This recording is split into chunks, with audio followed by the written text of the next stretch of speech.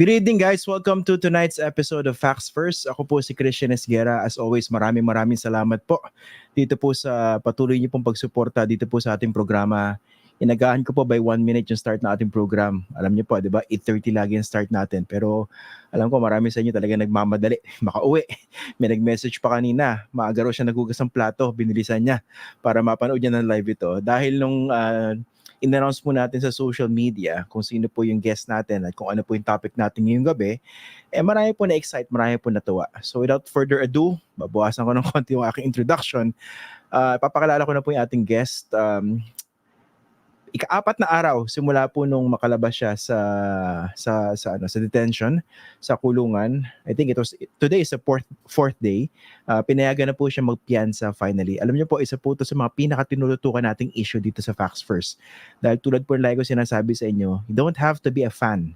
You don't even have to like former Senator Leila De Lima personally for you to really understand what was being done to her, the kind of pressure, the kind of injustice, the kind of harassment that was being done to her. So finally, makakausap po natin siya ngayong gabi. So I'd like to welcome to our program ngayong gabi si former Senator Leila De Lima. Magandang gabi po and thank you for joining us dito po sa Facts First. Thank you, Christian, and thank you for having me, and thank you so much for those intro words of you. And maganda yung title ng program of Facts First because it's always all about facts. Yun nga po medyo ano muna, no? Gusto ko kayong kumustahin. Alam niyo po purposely, hindi ako nag-reach out soon after you were released because I could only imagine the kind of the emotions that was going through, no? Pero kumusta po ba? Nakapag-ano na ba kayo? Nakapag-settle down na kahit papaano? Ngayon pa lang nagsisink in yung lahat na pangyayari mula nung Lunes, no? And in fact, my coming here in Bicol, I'm now in my childhood home with my mom because I wanted to visit right away my mom. I thought I could just really rest. I thought I could just have some quality private time with my mom, but it seems it's not happening because of all the visitors that I've been having, the well-wishers, those congratulating me about what happened, expressing their great relief, those with tears of joy and everything, and the successive interviews that I was having. So hindi rin ako nakakapagpahinga. So it seems na yung quality private time that I've been hoping for and anticipating and coming over, it's not gonna happen. So, but no regrets because I really love it. I appreciate it so much that I'm now being able to interact with many people and bond once again with the people I know here in our province. But it's been very exhausting since day one from my release. Pasensya na po, nakadagdag pa kami dito sa Facts First. Mahirap talaga mag-relax, no? Anyway, gaano ba ka-different yung situation nyo ngayon? Kasi you were in prison, you were in detention for nearly 7 years, no? Ilang months na lang bago mag-70, no? Yes, 6 years, 8 months and 21 days to be exact. 2,454 days in unjust detention. Siyempre mahirap ang makulong, but I just have to make do and make the best out of it by doing whatever I can in order to make myself busy, because I just focus on reading, on praying, on reflecting, on doing a contemplative prayer, and then doing also physical chores to make me busy and to keep me fit, and to forget about negativism, to just have positive vibes as much as I can, and avoid depression, and of course in the small confines of my detention quarters with high concrete walls and barbed wires, it's so easy to fall into depression. But I was really fighting it on a daily basis because I felt that I really needed to survive my ordeal, and I did. survive. Hmm. Umabot ba kayo dun sa point na parang feeling nyo you were descending into some serious depression given your situation then? Not really, because as I said, I kept myself busy. I developed a very strict daily routine precisely to fight off any depression. Kaya Mm. na pigilan yon. So there was never any moment na I was sliding down into that stage. Yes, there were moments of sadness. There were moments of crying whenever there were sad news, passing away of loved ones, passing away of close friends, and then syempre, down feelings about what's happening in our society, because I'm updated also with news. I read the papers every day. Di mo naman maiiwasan na na-frustrate ka sa mga sari-saring mga pangyayari, but never even close to the level of depression that one would easily uh, get into under my Mm. or under the situation of any person deprived of liberty like myself. Mm. Ever since naman ang binabanggit nyo, and ito rin naman talaga yung tingin ng marami dito, your unjust detention was politically motivated. Pero at the start ba, did you expect to really be in prison this long? As in more than 6 years? Or somehow you were clinging on to hope na baka naman tutukan yung katotohanan, at least yung facts, and mapalabas kayo? When I got arrested, I was when I bid goodbye to my staff. Nung kinuha na ako nung arresting team sa Senado. So I had to bid goodbye to my staff. I was telling them, tingnan natin, maybe for a few days, for a few weeks, for a few months, or a year, makakalaya na ako. Because we were banking on the petition that we filed before the Supreme Court questioning the validity of my arrest. So it didn't happen. So months went by, years went by, and it took this long. But actually, balikan, I can even say that I never did expect that the former president would go to this extent of jailing me. I thought it would Bakit? just be, akala ko hanggang dun lang siya sa paninira sa aking pagkatao, sa aking reputation. I think you all know this, that almost on a daily basis he would curse me. Almost on a daily basis he would vilify and attack me, even my womanhood. So akala ko lang, because he knows very well that walang magiging basehan kung ano man ang mga kaso na gusto nilang i-file o plano nila noon. He knows that, or he knew that, and up to now he knows that those charges that were filed against me were simply baseless. But they proceeded to do that. That's why it was an utter sense of disbelief that I had in the first days and weeks of my detention. Now, Okay. and of course, nung nandyan na yung kaso, and while still he was the president, it was next to impossible that I would be freed, especially that three separate cases of first illegal drug trading, consummated illegal trading, and later amended to conspiracy to commit illegal drug trading, yung phenyl. So how could I hope for early freedom or early release when they're the ones very responsible for putting me in my situation? So there was no chance of that total freedom. Yes, there had been initial successes, like the junking of my first case for lack of evidence. And then later, pero ngayon na yun, bagong administrasyon, yung na-acquit ako in another case And this third case now,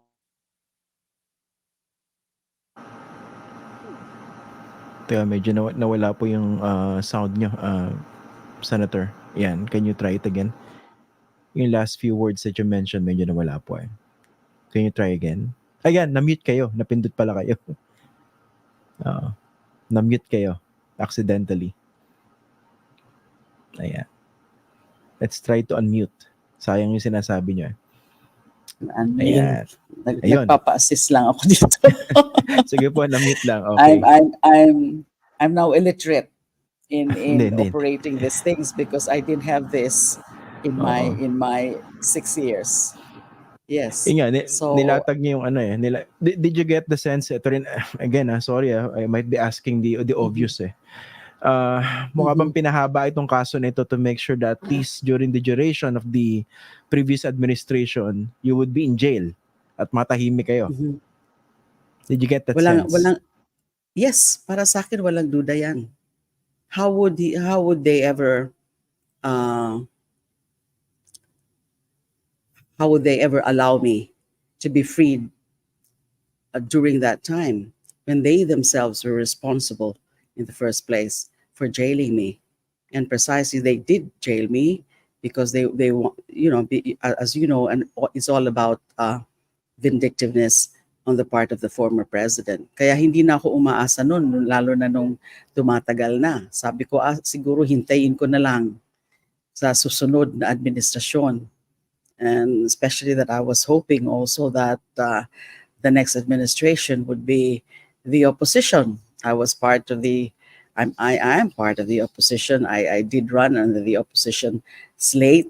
So siguro mas madali yung pagpapalabas sa akin kung ang naging bagong administrasyon ay yung opposition. Now, with this new administration, there is some hope that somehow justice would find its way.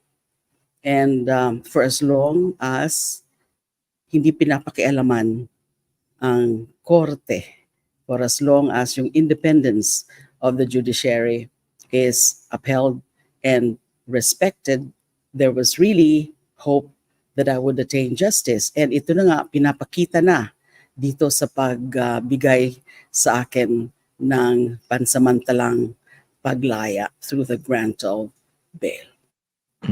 Linawin ko lang po kasi ang discussion usually dito dahil Pilipinas ito talaga nandoon yung pakikialam ng executive doon sa judiciary, sa judicial process. Pero dito, the fact na hindi nakailam yung BBM administration dun sa kaso nyo, tama ba? Do I get it to mean that Yes. Talagang tumayo sa sarili niyang merito yung inyong kaso? Yes. Tama po yan. Yan talaga ang tingin namin dahil nung unang judge nga, the previous handling judge, I think you know that other previous judges have actually inhibited themselves, either inhibited or opted for early retirement. And then the last handling judge was the one who denied my bail application. So there's a new judge who had to study all over again the case, review the voluminous records of the case, and granted our motion for reconsideration. Now, hindi yan pinakialaman and kaya gumawa ng tama by seeing through the merits of our bail application. Of course, yung liberty nyo po ngayon temporary dahil you were allowed to finally post bail.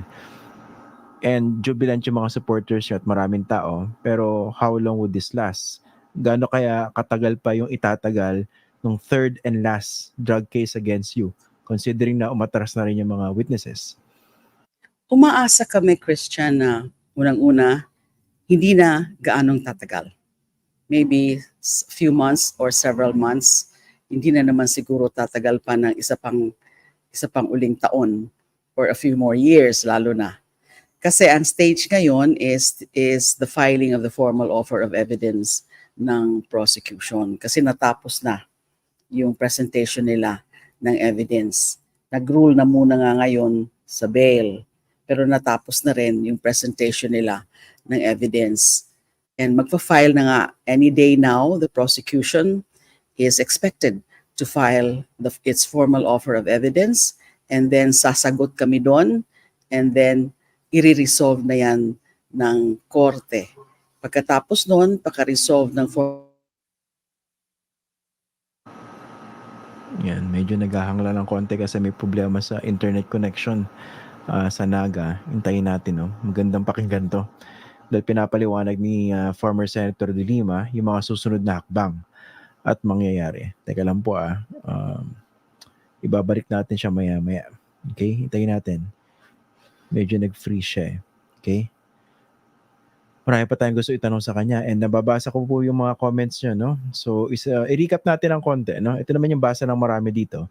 The fact na hindi nakailam yung Marcos administration dito sa particular case ito ngayon ay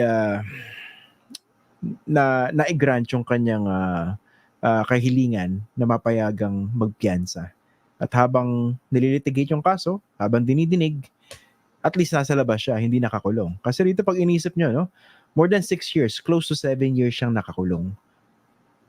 Na wala pa talagang judgment, ha? Hindi mo alam kung guilty or not, no? Yan ang masaklap dito. Ito, nandito na siya uli. Ayan, Senator De Lima. Tingnan natin. Ayan, ha. Pasensya na kayo kasi medyo mahangin daw dun sa lugar nila. Kaya medyo mahina yung internet. Medyo affected. Hintayin, ayan. Hello? Bumalik na siya. Ayan po. Sige.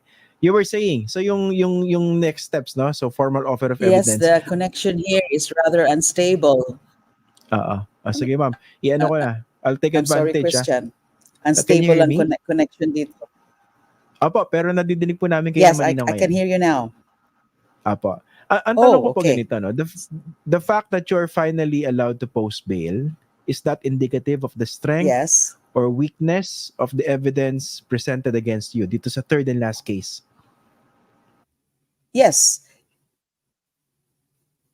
It's indicative of the weakness of the prosecution's evidence because ang basis ng bail is that the evidence of guilt is not strong.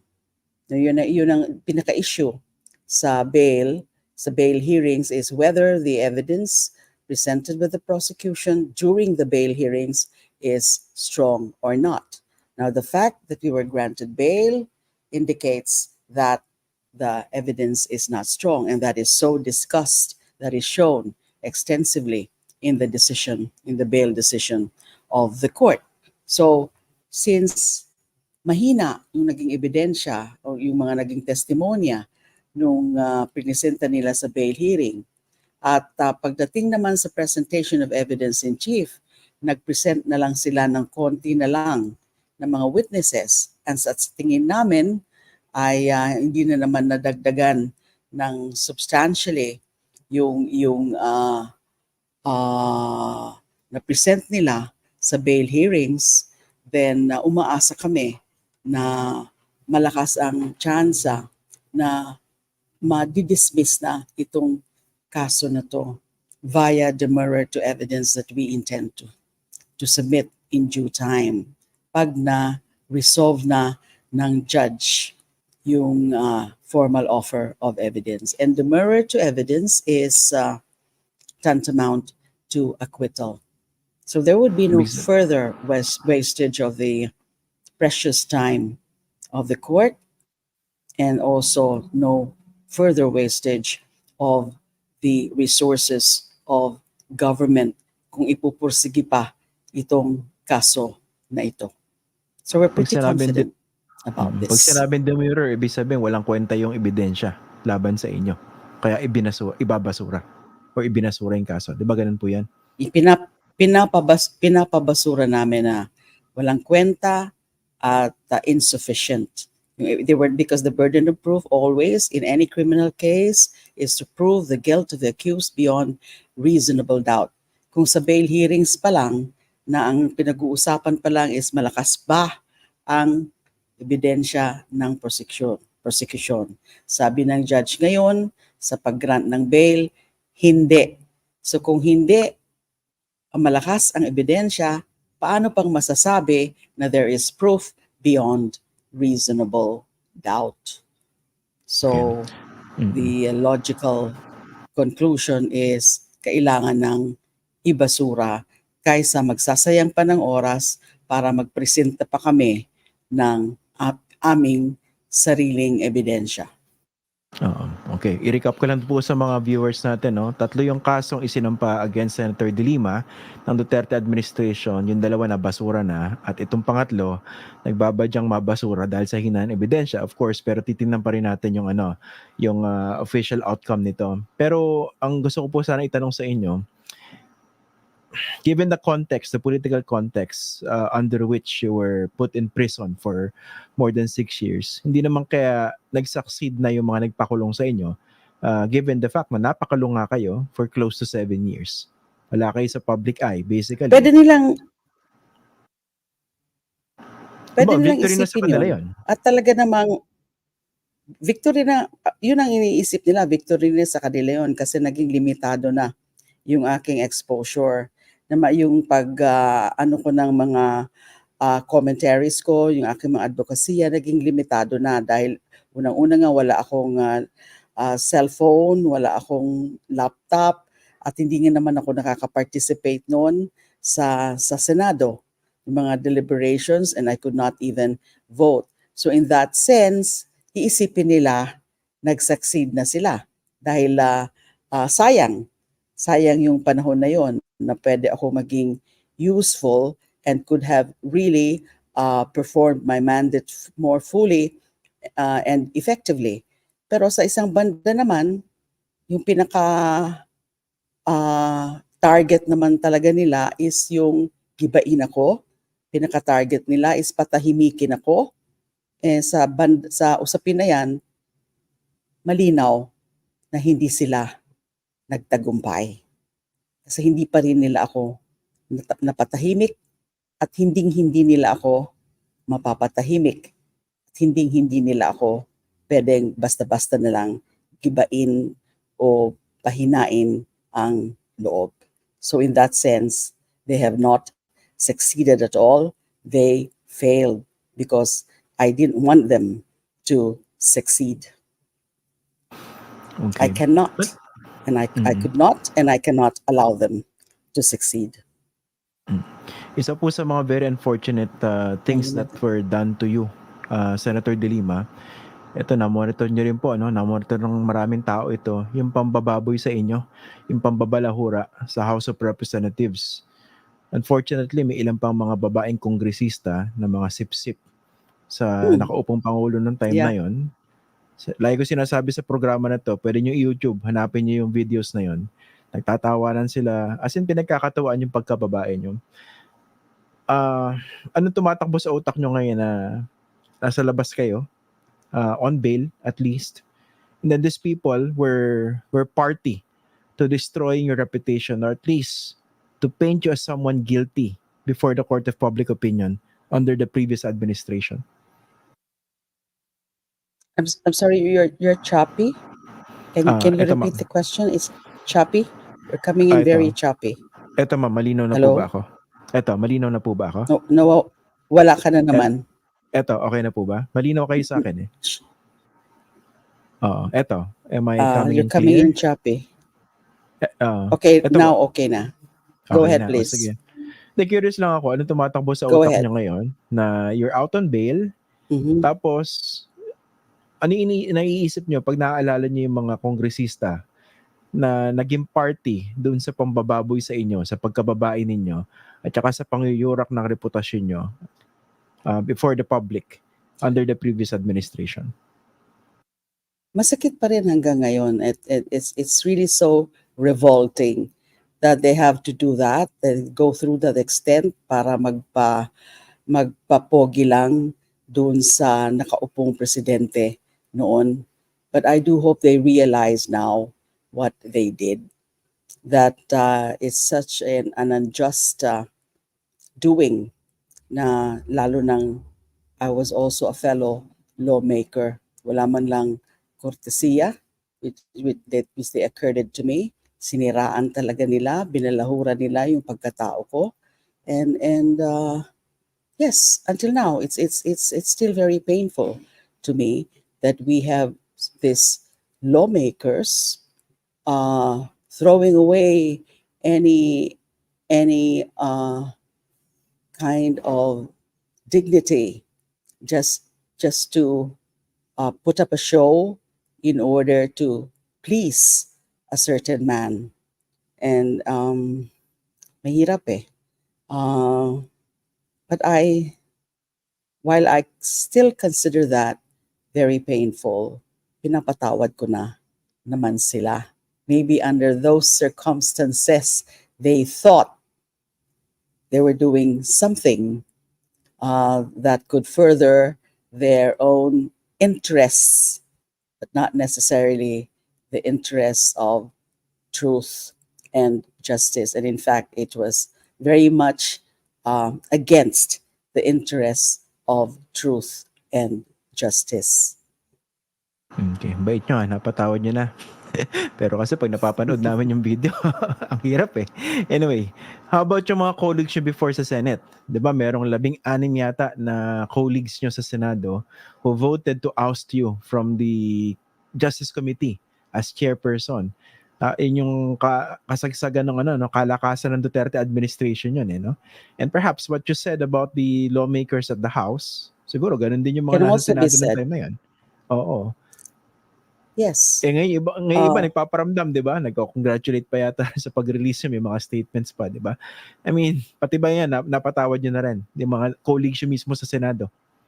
yes, they have their own reasons why they did that. And of course, political, personal, and again, they just really wanted to, I think, just wanted to go by the tide of what was happening there. Kasi parang siguro at the time, fashionable sa kanila na sumama sa mga paninira sa akin at sumama sa pag-aapi nila. So they have their own reasons. While I do think also that some of them may have been sympathetic to me inside of them, but they had no choice. But again, as I said, to go with the tide, dahil that's the direction then of the political climate. How about the likes of Attorney Harry Roque? 'Di ba marami Mm. siyang mga binitawan salita against you, tapos isa ron yung sabi niya, "Happy anniversary on your first year of detention. May you spend the rest of your life in jail." I think Yes. in terms of trying to get you to detention, hindi naman kapantay nung mga senador lang at saka kongresista yung kumbaga yung gilas o gigil nitong Harry Roque para sa pagpapakulong nyo, no? I mean, ano naman ang attitude nyo regarding him? That is very deplorable. Um, I don't think we can expect anything less from him. Masyado siyang nagpakakaano, maski nga sa human rights community. And then maraming na turn off sa kanya.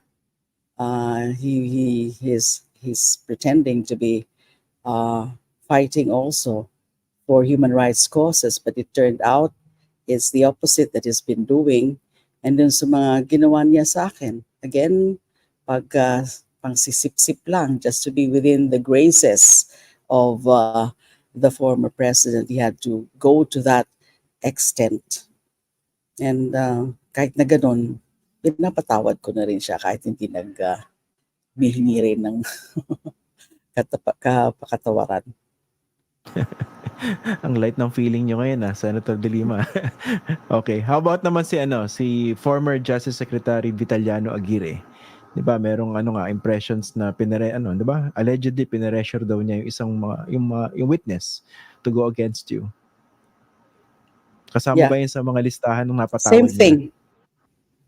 Yes, lahat naman sila except for one. Sino po yung isa? Yung pinaka, my chief oppressor, the former president. Si former Hindi ko pa President kaya. Rodrigo Duterte. Bakit po? Yes. siya ang hindi niyo mapapatawad? The magnitude and the gravity of what he did to me, uh, unparalleled yung persecution dahil lang sa paghihiganti. It's all about paghihiganti.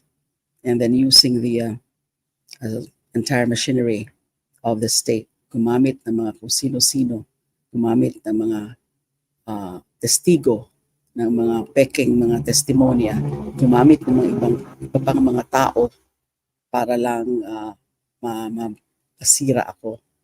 And when I was simply doing my job and depriving me of more than 6 years of my prime life and robbing me of the company of my family and friends and also of my mandate, the full discharge of my mandate as then duly elected member of the Senate. I simply cannot forgive him at this point. Maybe later, but not at this point. Okay. Kung ganyan po, no, you mentioned the magnitude of what the former president did to you. Ano yung mga pwede yung hakbang? Not exactly in the context of vengeance, but in the context of holding him accountable for what he did to you. For instance, lumulutang yung discussions even before ng malicious prosecution. Ano po ba yung mga options na pwede nyong gamitin sooner or later to hold him accountable? I cannot yet disclose to you what specific actions, legal actions, that my legal team would be taking because under discussion pa yan. Because we're focusing, of course, on the remaining case. We wanted to be sure about what cases exactly can be filed, the exact remedies, para naman makakasiguro kami na may high chance of success. We cannot just be filing any case na alam namin na hindi naman uubra. So it needs further and more exhaustive study by my legal team, which they're now doing. We have to review everything sa simula, from the start, yung mga pwedeng magamit and lalo na yung mga pagre-recant din ng mga witnesses and yung mga other possible recantations which we are expecting from other witnesses and other information that we will be extracting that would point to the former president. And malinaw naman sa atin yan na siya yung chief persecutor ko, yung chief oppressor. All we have to do is review all his recorded statements, public and open statements, threatening me, vilifying me, attacking me. Malinaw yun na humantong sa pag-aaresto at sa pag-file ng cases against me. I have to be I'm sorry, but I have to be holding this para lang Okay para lang po, lang okay lang po. marinig Okay lang po. We kita dyan, understand. Christian. Ito pala, Okay. Senator, no? I've been meaning to ask this to you kaso hindi ngayon ko lang kayo na-interview, no? Sa pagkakaalam nyo, ano po ba yung punot dulo ng galit, puot o gigil sa inyo ni former President Duterte? It dates back to the CHR days in 2009 when I initiated the investigation into the DBS killings. CHR. Napumunta kami sa Davao, nag-conduct kami ng series of public inquiries there into the DDS killings, which are attributed to him as the mastermind of those killings, now which were the subject of the report of then UN Special Rapporteur for Human Rights Philip Alston. There was also the report of Human Rights Watch. So nung nabasa ko yung mga reports na yun, tapos pina-validate ko rin doon sa local office ng CHR, we decided to conduct a public inquiry, a series of public inquiry. And in fact, the very first resource person that we summoned was then Mayor Rodrigo Duterte. And in that public hearing, there was really an intense exchange between the two of us. I was calling him out for his failure to act on those unresolved killings of petty criminals, which were attributed to the so-called Davao Death Squad.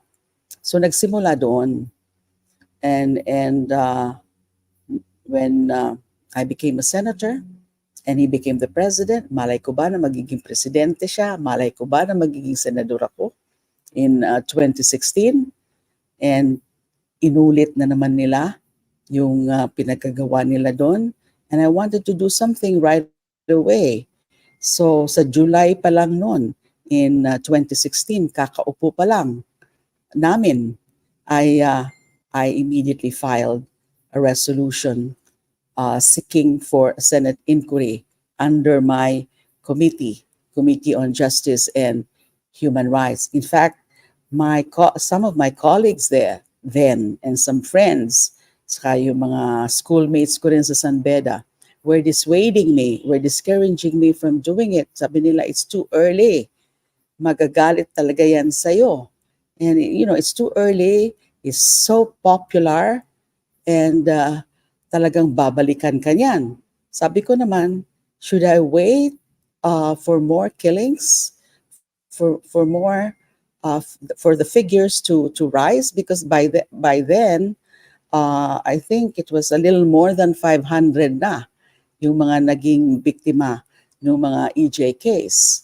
Because it was almost daily killings. Sa pag-umpisa pa lang ay nagsimula na kaagad, and I immediately saw that it was a replication of the DDS killings. Tinransport lang niya sa Metro Manila and other parts of the country. So I said, I cannot wait for more killings to happen before I could act as the chairperson of the committee, especially so that I am a human rights advocate. And I used to handle cases like this sa CHR. So final ko yun, lalo siya nagalit. Doon nag-umpisa. And kaya nga, pinatalsik nila ako as chairperson of the Committee on Justice and Human Rights, and sinimulan na nga nila akong siraan directly by the President, almost on a daily basis also. Tapos sinimulan na rin yung hearings na yon before the House Committee, the witch hunt, the kangaroo court, the vilification. So dyan, it's all about vengefulness. Sobra lang yung naging galit ng dating Pangulo dahil I dared investigate him. Lalo na nun sa Davao, hindi niya akalain somebody from Manila, and a lady at that, or a woman at that, calling him out in his own territory. That is his kingdom, Davao. And then pinuntahan ko siya, and then nagharap kami doon, nagdebate kami doon, so he could not take it. So, kinimkim niya yon, hindi niya nakalimutan, hindi ako napatawad. And so, that was the chance when I became a senator. And as I said, well, nakita niyo naman yon dahil nga inimbestigahan ko na naman siya. And so, that's it. Hindi na niya pinalampas. Nga pala, Senator, no? Ito, hindi ba mas worried kayo ngayon sa safety and security nyo ngayong nasa labas kayo? Kasi nung nasa loob nga kayo, di ba, na-hostage pa kayo? Wala na Given naman. nadidinig niyo po ako ngayon? Hello? Saan Nadidinig ko po kayo. Marlon? Oo, nadidinig ko po kayo. Can you hear me? Wala na naman. Hello? Yeah, I can hear you po. I can hear you. I can hear you. Hello. Can you hear me? Ayan, Senator De Lima. Nadidinig niyo na po ako? Hello. Nawawala-wala ka na naman, Ito. Christian. Ito, luminaw na po ba? Try natin. Lipat ako ng konting angulo. Okay, okay Yan, na. luminaw. Oo. Hindi, Okay ito, na. isa pa sa mga gusto ko itanong po sa inyo, no? Hindi ba kayo equally, if not more, worried about your safety and security outside of prison? Kasi nung nasa krami kayo, na hostage nga kayo eh, for some reason eh. Ngayon, marami pa rin kayong kaaway. Di ba? Actually, some friends of mine were telling me, don't you think you're more secure while there in Krame? Well, it's a fact that perhaps, yes, I'm more secure here, even if na-hostage na ako nun. Pero sabi ko naman, I'm willing to take chances. I'll take the risks. I'll just take extra precautions because there's no substitute for freedom. Kalayaan pa rin. Iba pa rin na malaya ka. So di bale na nandyan yung mga security concerns, mag-adopt na lang ng mga security safeguards kaysa naman nakakulong. Ngayon nga, that's been the advice of many of my friends. That's their foremost concern now, my security. So we're taking extra precautions, Christian. Okay. Ito, don't worry, malapit na po tayo matapos. Medyo sinusulit lang natin dahil marami pa tayong gusto itanong sa inyo. Ito nga pala, no? Kayo, sigurado kayo na opposition figure kayo, no? Napakalinaw po niyan. Pero what do you think of former President Duterte presenting himself as the opposition now under the Marcos administration? Siguro na-monitor niya rin yung mga kanyang binibitawang salita, no?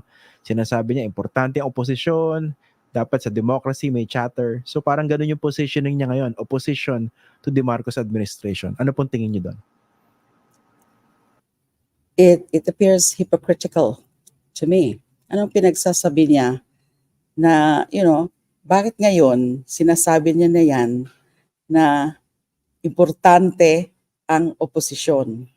When during his time, he has been doing things to really weaken the opposition. Ngayon, hinahanap na niya yung opposition. So ironical. Yan ang sagot ko dyan. It seems ironic that he's now presenting himself as the opposition when during his time he was so pissed off with the opposition. He wanted to decimate even the opposition. Finally, Senator De Lima, pag-usapan natin ano ba yung nasa hinaharap para sa inyo, no? Nabanggit niya na po yung prospects dun sa remaining case against you. Pero ano bang plano nyo? Politically, for instance, and ito curious ako, no? Gagawa ba kayo ng libro tungkol doon sa inyong detention for almost 7 years? Yung parang a long walk to freedom, kumbaga. Meron ba kayong ganung plano? Magsulat May ng plano libro? ako to come up.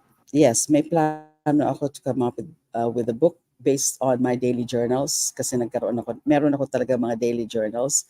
And tungkol naman sa plano sa politika, wala pa. Because I need to do a lot of things. I need to do a lot of fixing sa mga lahat sa buhay ko. Because I'm practically to start from scratch. Babangon ako,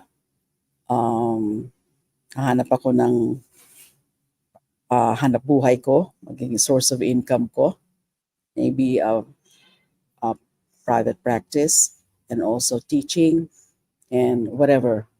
But politics, wala pa. I'm not ruling it out, but at this point, not yet. Okay. Yes. Well, maraming salamat po, former Senator Leila De Lima. At least, nakalaya na po kayo, no? Kahit on bail pa lang so far, no? Pero a lot of people are happy dahil kahit papano, ito yung isa sa mga importanteng Yes. hakbang, no? Para makuha yung hostisya. Maraming salamat po. Really, we appreciate you or taking time to join us dito po sa Facts First. Maraming salamat My po. pleasure. My pleasure, and thank you too, Christian. Mabuhay ka. Thank you. Okay, sige po. Magandang gabi po. Ayan, si former Senator Leila De Lima, nakasama na natin, no? So, ano bang tingin niyo? Ang dami nagko-comment dito. May mga nagagalit yata kanina, may mga trolls din. No? Pero I think mga 99% ay nakikita naman yung issue in terms of justice or injustice. Ayan. So, hindi naman siguro kayo nabitin sa ating panayam, no? Naitanong naman natin siguro yung mga pinaka-importanting issues. Ayoko kasi siyang kulitin pagdating doon sa politika. Hindi niyo ba napansin na medyo ingat ako ron? Kasi 4 na araw pa lang nakakalabas ng piitan si former Senator Leila De Lima. Maraming kailangang ayusin, no? And isa sa mga iniisip pa natin dyan, buti na itanong natin kanina, yung kanyang security outside of prison. Kasi nga baka mas safe pa siya ron sa loob eh. Kahit na na-hostage siya ron before. Remember, di ba? Na-hostage siya sa loob ng Camp Crame. Supposedly a very secure detention facility. Kaso, baka naman, sana naman, no, hindi naman mangyari. Sana talaga makapag-ingat siyang mabuti outside of prison. And sana hindi mamayani kung sino man demonyo yung nag-iisip ng masama laban sa kanya. Ayan. Okay? So yun. O sige. Happy weekend na. No? Nga pala, pinost ko na po sa Facebook yung ating Facts Not Night videos for this week. Diba? Ang tanong natin doon, dapat bang papanagutin yung mga nagpakulong kay former Senator Leila De Lima? Nakapost na po yung video sa Facebook, susunod po sa YouTube. Tapos yung mga gustong mas maintindihan yung ibig sabihin ng off the record, on record, napaka-importante po niyan sa journalism at para sa inyo po bilang mga kumukonsumo ng balita araw-araw. Panoorin niyo po yung video na pinost natin kanina, no? Yung, di ba, meron tayong series na Alam na This. It's part of our media information literacy advocacy. So, pinaliwanag po natin doon yung 4 na klase ng attribution. Pag sinabi pong attribution sa journalism, who says what? Sino nagsabi? Kunwari lang ang balita. Senator Leila De Lima is set to leave detention. Sino nagsabi nun? Di ba? So, kailangan ni attribution. So, sa journalism, importante, who says what attribution. 4 po yun, on record, off the record, on background, on deep background. So panoorin niyo po yung video na nakapost po dito sa channel natin para mas maunawaan nating lahat kung ano po yung importansya ng sinasabi nating types of attribution.